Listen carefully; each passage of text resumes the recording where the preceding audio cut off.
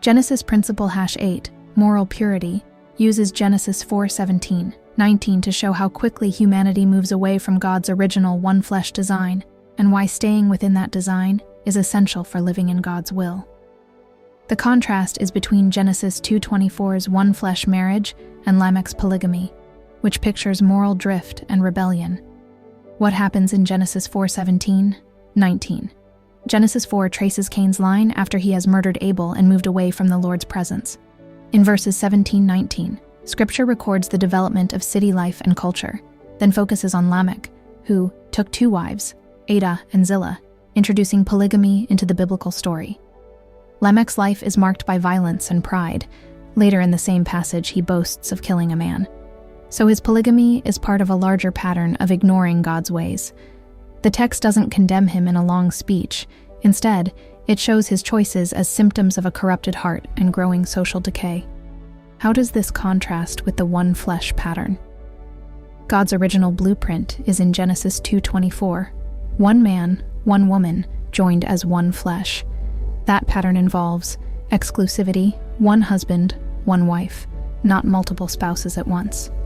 Unity, profound physical, emotional, and spiritual oneness, not divided loyalty and fractured intimacy.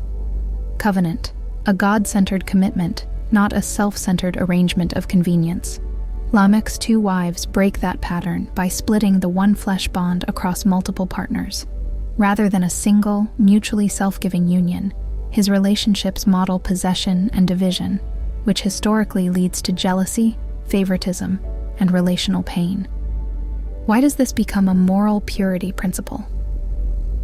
Principle #8 observes that once marriage departs from God's pattern, sexual and relational compromise quickly multiplies. In other words, polygamy in Genesis 4 is not random. It emerges in a line already marked by wandering from God, and it helps normalize treating God's design as optional. From that, the principle is framed positively. To live in God's will, protect the one-flesh union rather than stretching or breaking it through extra partners, affairs, or casual sexual relationships. Moral purity is not just about avoiding bad acts.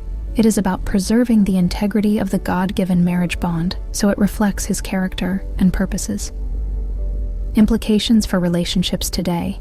Applied today, this principle calls believers to enter marriage with a one-flesh mindset.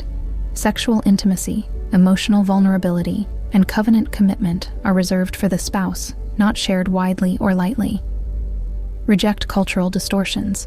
Even if culture normalizes serial partners, open relationships, or pornography, Scripture treats those patterns like Lamech's, outside God's design, destabilizing the one-flesh bond.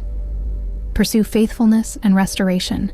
Where there has been sexual sin or brokenness, God still offers forgiveness and a path back toward purity and covenant faithfulness, rather than staying in patterns that mirror Cain's and Lamech's line. So, Principle #8 is using Genesis 4:17-19 as a narrative warning sign and Genesis 2:24 as the positive blueprint. Absolute alignment with God's will includes honoring marriage as a single, exclusive, one-flesh relationship and guarding it with moral purity.